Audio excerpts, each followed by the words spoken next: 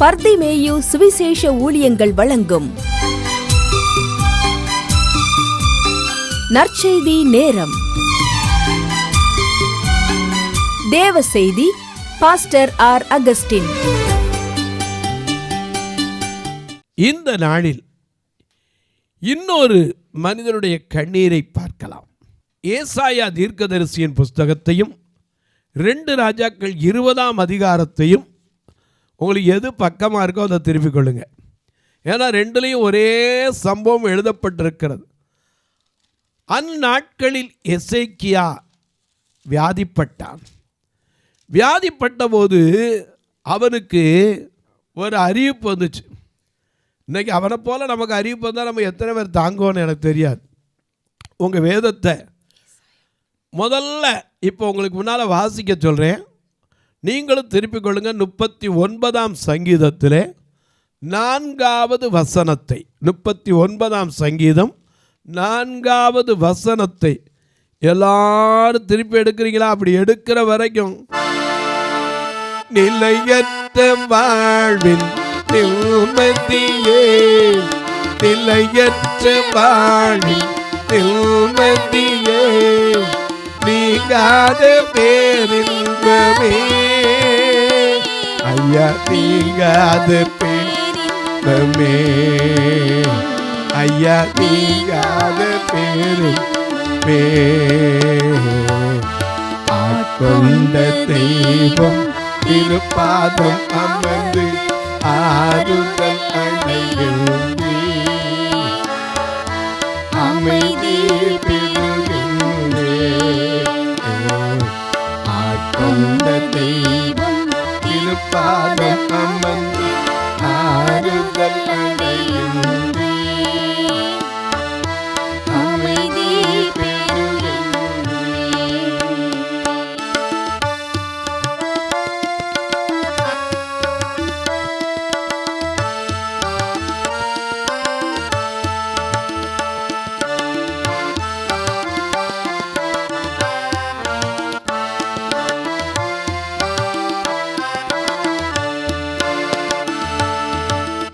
காற்று வீச எதிர் போரும் பேச, புயல் காற்று வீச எதிர் போரும் பேச, என்னை காக்கும் உங்களிடமே,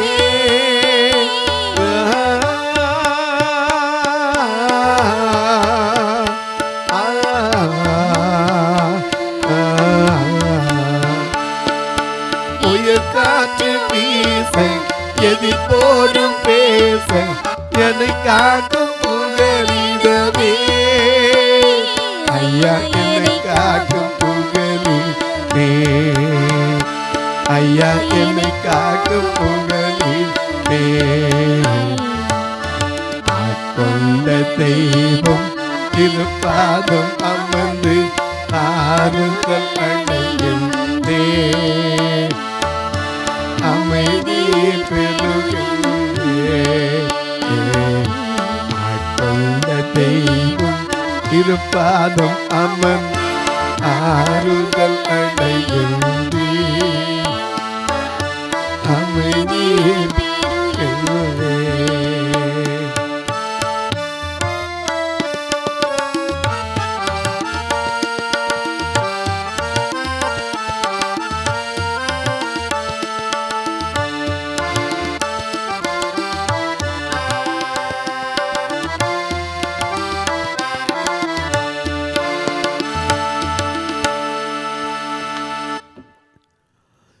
நிலையற்ற வாழ்வில் கண்ணீருக்கு கணக்கு இருக்காங்க. மனித வாழ்க்கை எப்படிப்பட்டது? மனுஷனுடைய நாட்கள் புல்லுக்கொப்பாய் இருக்கிறது. சங்கீதம் 103 வாசிக்கிறோம், மனுஷனுடைய நாட்கள் புல்லுக்கொப்பாய் இருக்கிறது, வெளியில் புஷ்பத்தை போல் பூக்கிறான், காற்றதின் மேல் வீசினவுடனே அது இல்லாமல் போயிற்று, அது இருந்த இடமும் இனி அதை அறியார். நம்முடைய உருவம் இன்னதென்று அவர் அறிவார், நாம் மண் என்று நினைவு கூறுகிறார். ஐயா, இந்த மட்பாண்டத்தில் ஒன்றை நீங்க தெரிஞ்சுக்கணும். சங்கீதம் 39:4 வாசிக்க கேட்போம். கர்த்தாவே நான் எவ்வளவாய் நிலையற்றவன் என்று உணரும்படி. நல்லா கவனிங்க, இதை உணர்ந்துட்டோம்னாலே முதல்ல எதுக்கு அழுகணும் தெரிஞ்சிடும். நான் எவ்வளவாய் நிலையற்றவன் என்பதை உணரும்படி என் முடிவையும் என் நாட்களின் அளவு இவ்வளவு என்பதையும் எனக்கு தெரிவியும். சரி, இந்த கேள்விக்கு அப்படி சிலர்லாம் வேதனைப்படும் போது ஆண்டவர் என்னை எப்போ கூட்டிகிட்டு போவார்னு சொல்ல மாட்டேன்றாரியா? ஐயோ, நான் தினந்தோறும் கண்ணீர் வடிச்சு அவர்கிட்ட தேடுறையா, எனக்கு எப்போ முடியும் தெரியலையே. இதை மட்டும் ஆண்டவர் அந்தரங்கமாக தான் வச்சுருக்கார். ஏன்னா முதல்ல நம்ம தெரிஞ்சுக்கிற வேண்டியது எவ்வளவாய் நிலையற்றவன் என்பதை உணரணும். நிலையற்ற வாழ்க்கையில் தான் நிறைய சேர்த்து வைக்கிறோம். நிலையற்ற வாழ்க்கையில் தானே அடுத்தவன் வரப்போ கூட வெட்டி எனக்கு எனக்கு எனக்கு எனக்கு அன்பான இந்த பூமியில் நிலையாக மட்டும் வாழ்கிறதா இருந்தால் மனுஷன் என்ன ஓட்டம் ஓடுவான் கொஞ்சம் யோசிச்சு பாருங்க. ஏன்னா அந்த காலத்தில் சொன்னாங்க, நந்தவனத்தில் ஒரு ஆண்டி அவன் 4-6 மாதமாய் குயவனை வேண்டி கொண்டு வந்தான் ஒரு தோண்டி அதை கூத்தாடி கூத்தாடி போட்டுடைத்தாண்டி.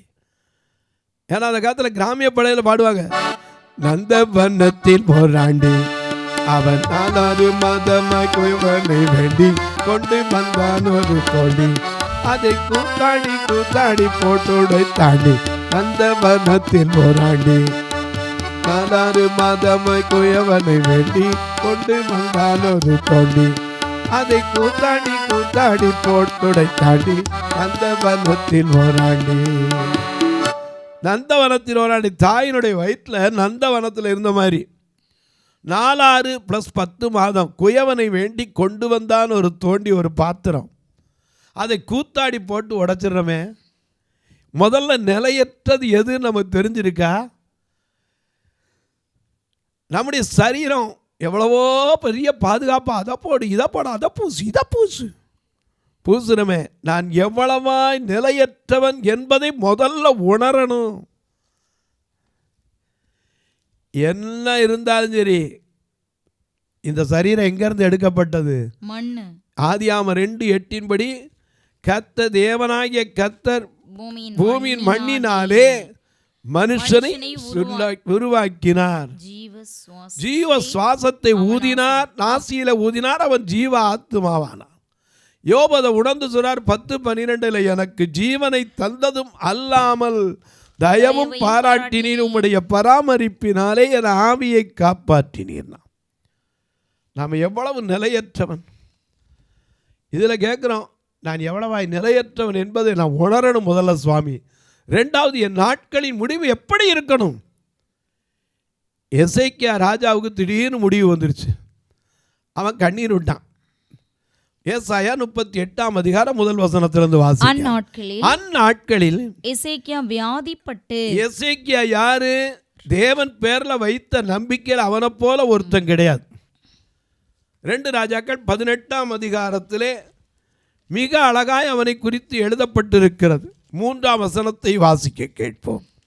2 ராஜாக்கள் 18 அவன் தன் தகப்பனாகிய தாவீது செய்தபடியெல்லாம் கர்த்தரின் பார்வைக்கு செம்மையானதை செய்து. அடுத்த 5 அவன் இஸ்ரவேலின் தேவனாகிய கர்த்தரின் மேல் வைத்த நம்பிக்கையிலே அவனுக்கு பின்னும் அவருக்கு முன்னும் ஒருத்தரும் கிடையாது.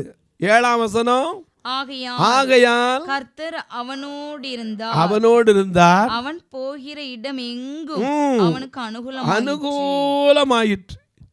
இப்படி இருந்த எசேக்கியா மோசே செய்து வைத்த நிங்குஸ்தானை என்ன செய்தான்? உடைத்து போட்டவன். இந்த எசேக்கியா ராஜா தான் ஆண்டவர்கிட்ட கேளும் ஆண்டவரே கேளுன்னு கதர்னதுல முதல்ல ஜனகரி சொல்லி அனுப்பின வார்த்தைகளை கேளுன்னு ஜெபம் பண்ணான். ஜீவனுள்ள தேவனை நிந்திக்கிறானே சொல்லி அனுப்புனத அந்த வார்த்தை கேட்டு அழுதவன் எசேக்கியா தான். இந்த எசேக்கியா அந்நாட்களிலே இப்படி தெய்வனுக்கு பயந்து உண்மையாய் உத்தமாய் வாழ்கிற நாட்களில் ஒரு சின்ன காரியம். என்ன காரியம்? அந்நாட்களில் எசேக்கியா நோய்வாய்ப்பட்டு மரணத்துக்கு ஏதுவாய் இருந்தான். அப்பொழுது ஆமோத்சின் குமாரனாகிய ஏசாயாவும் தீர்க்கதரிசி அவனிடத்தில் வந்து அவனை நோக்கி, நீர் பிழைக்க மாட்டீர், ஒழுங்குபடுத்தும், நீர் பிழைக்க மாட்டீர், மரித்து போவீர் என்று கர்த்தர் சொல்ல. உடனே ஆண்டவரே நான் உம்மட்ட வரப்போறேன் அப்படின்னு சொல்லி உடனே எசேக்கியா என்ன பண்ணா? சந்தோஷம் பொங்குதே, சந்தோஷம் பொங்குதே, சந்தோஷம் என்னில் பொங்குதே, அல்லேலூயா, இயேசு என்னை ரட்சித்தார், முற்றும் என்னை மாற்றினார், சந்தோஷம் என்னில் பொங்குதே.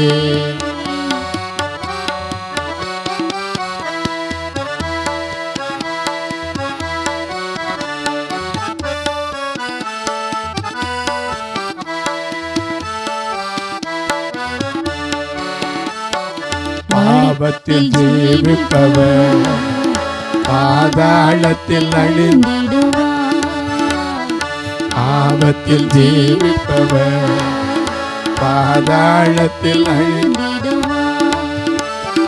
நானும் பரலோகத்தில் நானும் பாடல் பாடிடுவேன், நானும் பரலோகத்தில் நானும் பாடல் பாடிடுவேன், என்னில் வாழும் இயேசுவோடு என்று வாழுவேன், என்னில் வாழும் இயேசுவோடு என்றும் வாழுவேன். சந்தோஷம் பொங்குதே, சந்தோஷம் பொங்குதே, சந்தோஷம் என்னில் பொங்குதே, ஹல்லேலூயா, இயேசு என்னை ரட்சித்தார், முற்றும் என்னை மாற்றினார், சந்தோஷம் பொங்கி பொங்குதே. இப்படிலாம் பாடி இருக்கணும். ஏன்னா இல்லாட்டி என்ன பாடி இருக்கணும்? ஓட்டத்தை ஜெய உடல் நான் ஓடிட அருள் செய்வார், ஓட்டத்தை ஜெயமுடன் நான் ஓடிட அருள் செய்வார், விசுவாசம்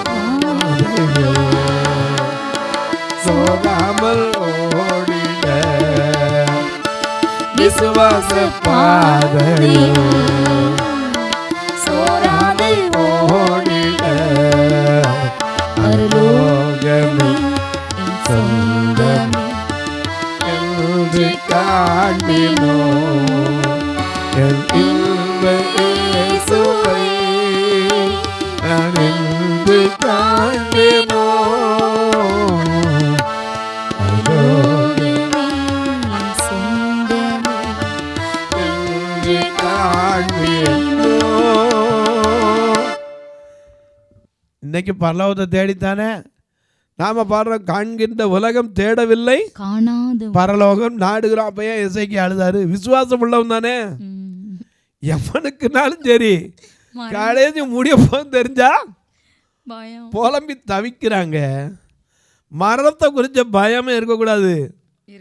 மரணத்தில் அநேக நேரம் சிலருக்கு சாகும்போது தங்கச்சி தெரியுறா அக்கா தெரியுறான்னு அதில் சிக்கல் இருக்குன்னு அர்த்தம். சாரட்டு தெரியல. ஆண்டவர் வந்து கூப்பிட ஸ்தேவானுடைய மரணத்தில் என்ன தெரிஞ்சு? பிதாவுடைய வலது பாரிசத்தில் எழுந்து நிற்கிறத கண்டான், தரிசனத்தை கண்டான். இன்னைக்கு அநேக நேரங்களில் நமக்கு தெரியல, எதுக்கு கண்ணீருடனும் தெரியல. அழிந்து போகிற ஆத்மகளுக்காக கண்ணீருடலாம். நாம் சாக போகிறோன்னா நம்ம எங்கே போக போகிறோம்? நான் கர்த்தருடைய வீட்டிலே நீடித்த நாட்களாய் நிலை. அப்புறம் என்னத்துக்கு உட்காந்து ஓன்னு கத்துறோம்? ஏன்னா என்னதான் இருந்தாலும் மனுஷனுக்கு இந்த மண்ணாசை போக மாட்டேங்குது. ஏன்னா நம்ம பாடுறோம்ல, மண்ணாசையில்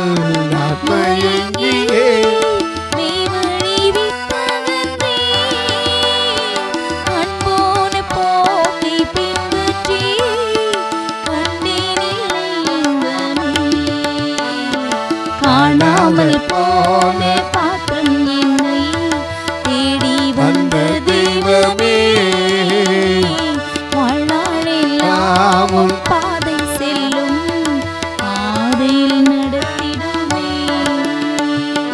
குயவனே குயவனே படைப்பில் காரணனே,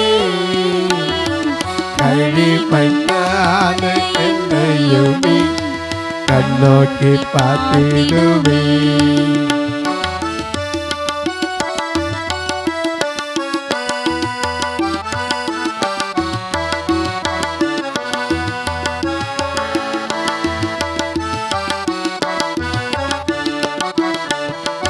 வெறுமையான பாத்திரமா வெறுத்து தள்ளாமலே நீ நம்பி வழியும் பாத்திரமா விளங்கச் செய்திடுமே.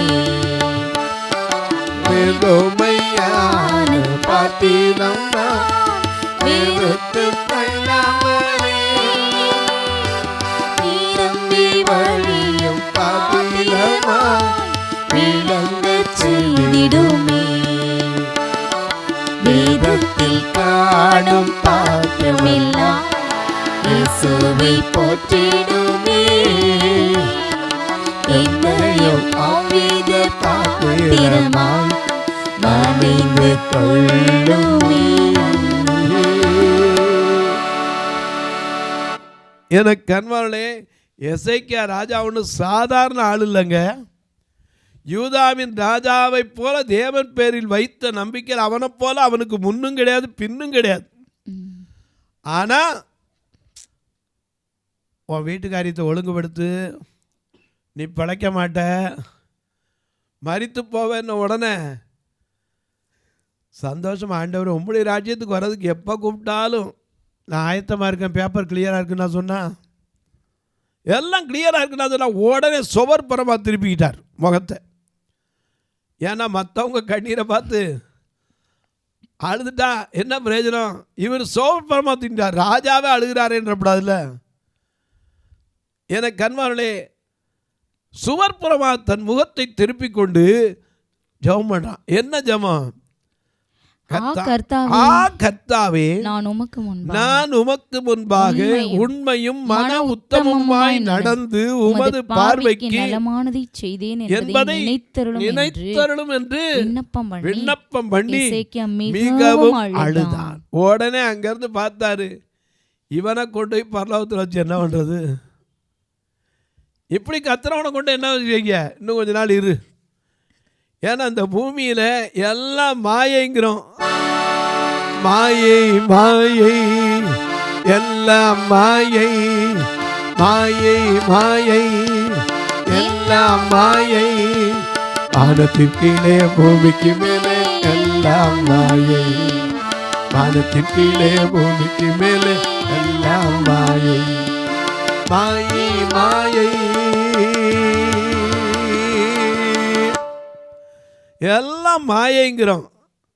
கிளாரா கனகராஜிட்ட கேட்டால் சொல்லுவாங்க, எல்லாமே மண்ணு தானையா,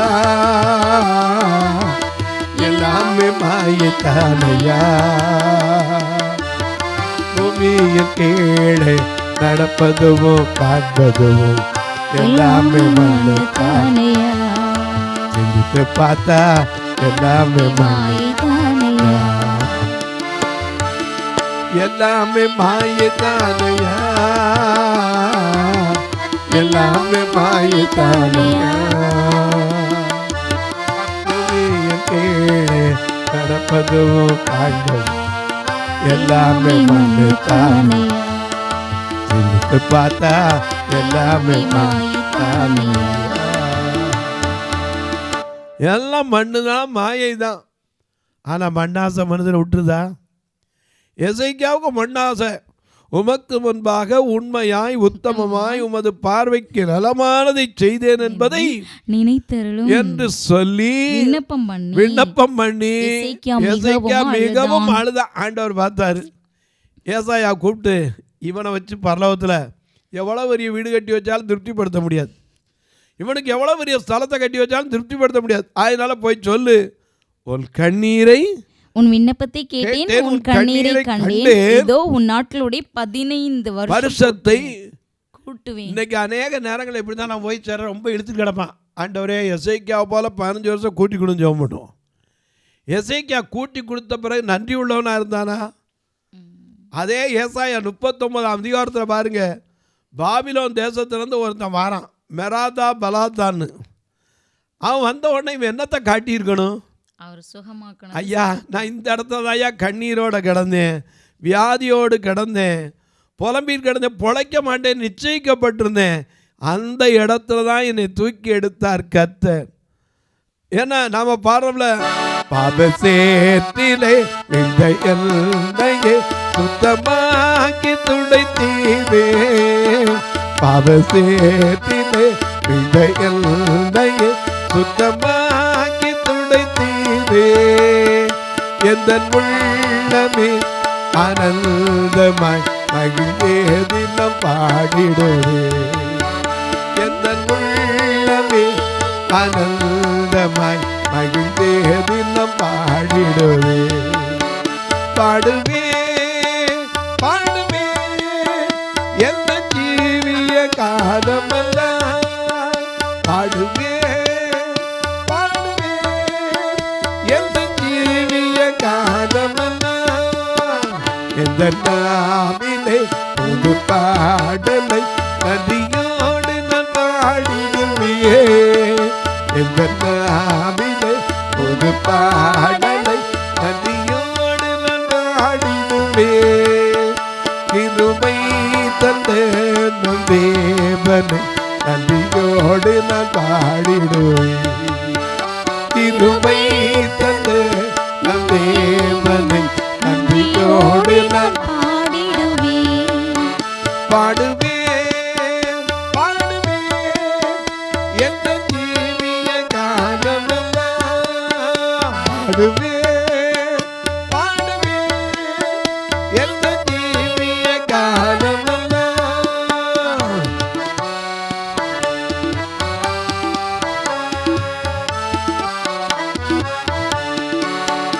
உன்னத தேவ ஆவியே என்னில் வந்திருந்திடுவே. உன்னத தேவ ஆவியே என்னில் வந்திருந்திடுவே. எந்த மீட்பர் இயேசு தேவனை நன்றியோடு நான் பாடிடுவேன். எந்த மீட்பர் இயேசு தேவனை நன்றியோடு நான் பாடிடுவேன். பாடுவே பாடுவே எந்த ஜீவிய காலமெல்லாம். பாடுவே பாடுவே எந்த ஜீவிய காலமெல்லாம். எனக்கு அன்பானவர்களே, எசேக்கியா ராஜா 15 வருஷம் பின்னாடி திரும்பும்போது ஆண்டவர் கேட்டார், எப்பா உனக்காக சூரிய கடியாரத்தை என்ன செய்ய போறேன்? 10 பாகை பின்னிட்டு திருப்ப போறேன். முன்னாடி திருப்பா பின்னாடி திருப்பான்னா. அப்போ கூட எசேக்கியா என்ன சொன்னா தெரியுமா? முன்னாடி திருப்புறது லேசு, ஏன்னா நாங்களும் கடியாரத்தை திருப்புறோம். பின்னாடி திருப்புங்கன்னா அவர் பின்னிட்டு திருப்பினார். தொலைக்காட்சியில் பார்க்கிற என் அன்பு மக்களே, எதுக்காக அழுகிறோம்? அன்னாள் அழுதாள். எதற்காக அழுதாள்? அவள் நிந்தை, அவமானம், அவள் கூட இருந்தவளை நிந்தித்ததனால. ஏன்னா சங்கீதம் 55:12 வாசிக்கிறோம், என்னை நிந்திக்கிறவன் என் சத்துருவல்ல, அப்படி இருந்தால் சகிப்பேன். எனக்கு விரோதமாய் பகைமை பாராட்டுகிறவன் என் பகைஞனும் அல்ல, அப்படி இருந்தால் அவனுக்கு மறைந்திருப்பேன். எனக்கு சமமான மனுஷனும் என் தோழனும் ஆகிய நீயே அவன். ஏன்னா கூட இருக்கிறவ, சகோதரி மாதிரி இருக்கிறவ அவன் நிந்திச்சா, அவளால் தாங்க முடியல, அழுதா. நாம் எதற்காக அழுகிறோம்? அப்படி அழுதா நெகேமியாவின் கண்ணீருக்கு பதில் கொடுத்த தேவன், எசேக்கியாவின் கண்ணீருக்கு பதில் கொடுத்த தேவன், அன்னாளின் கண்ணீருக்கு பதில் கொடுத்த தேவன் இன்றைக்கு உனக்கும் பதில் கொடுப்பார். தேவரீர் என் அலைச்சல்களை தேவரீர் எண்ணி இருக்கிறீர், என் கண்ணீரை உம்முடைய துருத்தியிலே வையும். ஆண்டவர் சித்தமான அடுத்த செய்தி துருத்தியை குறித்து உங்களுக்கு சொல்கிறேன். துருத்தியில் என்னது? துருத்தி எதுக்கு வைக்கப்பட்டிருந்தது? துருத்தியில் வையும். அதுக்கு அடுத்தாப்புல சொல்கிறேன், கணக்கு கேட்கிற ஆண்டவர்.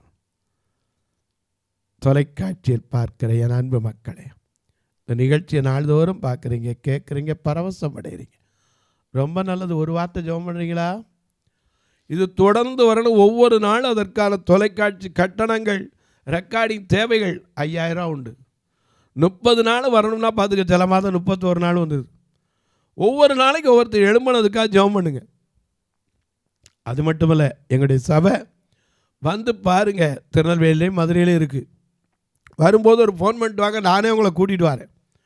வந்து தாராளமாக கலந்து கொள்ளலாம், அதில் எந்த தடையும் கிடையாது. வந்து பாருங்கள், கர்த்தர் ஏவினால் நீங்களும் தாங்கள். ஆனால் கட்டாயமில்லை, விசனமாயல்ல. பிறந்த நாள், திருமண நாள் போன்ற நல்ல நாட்களில் ஒரு உணவு கொடுக்க உதவலாம். கண்ணுதறி அவங்களுக்கு வழிகாட்டுற கோல், ஊன்றுகோல், அதை கொடுக்க உதவலாம். எத்தனையோ பேருக்கு பெண்களையும் சரி ஆண்களையும் சரி நல்ல துணிமொழி கூட இல்லாமல் இருக்கிறவங்க இன்றைக்கி எத்தனையோ பேர் உண்டு. மாதம் ஒரு குடும்பத்துக்கு 4 கிலோ அரிசி வச்சு ஒவ்வொரு ஞாயிற்றுக்கிழமையும் மதுரையில் கொடுத்துக்கிட்டு தான் இருக்கிறோம். நீங்களும் இப்படிப்பட்ட காரியத்தில் நான் ஒரு 2 சிப்பு அரிசிக்கு 3 சிப்பு அரிசிக்கு உதவுறேங்கலாம்.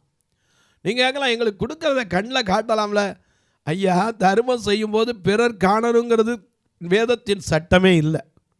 நீங்கள் வந்து பாருங்கள், அப்புறம் சொல்லுங்கள். சாலமோனுடைய கீர்த்தியை கேட்டவொன்னே சேபாவின் ராஜஸ்திரி தான் போய் பார்த்துட்டு அவன் ஆச்சரியப்பட்டான். இவர்களில் பாதி கூட எனக்கு சொல்லப்படலையேன். வந்து பாருங்கள், கர்த்தர் ஏவினா நீங்களும் ஒரு நாள் உணவு கொடுக்க உதவலாம். ஒரு நாள் ஆத்துமாக்களை அழைத்து வர வேன் வாடகை கொடுக்கலாம். ஒரு மாதம் ஒரு கட்டுமான பணி கொடுக்கலாம். இப்போ திருநெல்வேலிலாம் தாய்மார்கள் தங்குறதுக்கு ஒரு அறை கட்டுறதுக்கு ஜெபம் பண்ணிட்டு வரோம். ஏன்னா ஒரு சதுரடி 2300 ரூபா. இதற்காக ஜெபித்து வருகிறோம். நீங்களும் பெண்களாக இருப்பீர்களானால், நீங்களாவது கருப்பு சிவப்பு முன்னாடி நிற்கிறது பின்னாடி நிற்கிறது தெரியும், அவங்களுக்கு ஒன்றுமே தெரியாது.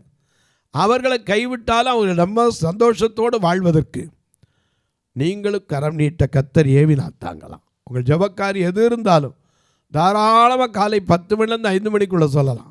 ஒருவேளை எப்படி உதவ, இல்லை 2 ஃபோன் நம்பர் வந்துக்கிட்டு இருக்கோம், அது வழியாக நீங்கள் தொடர்பு கொள்ளலாம்.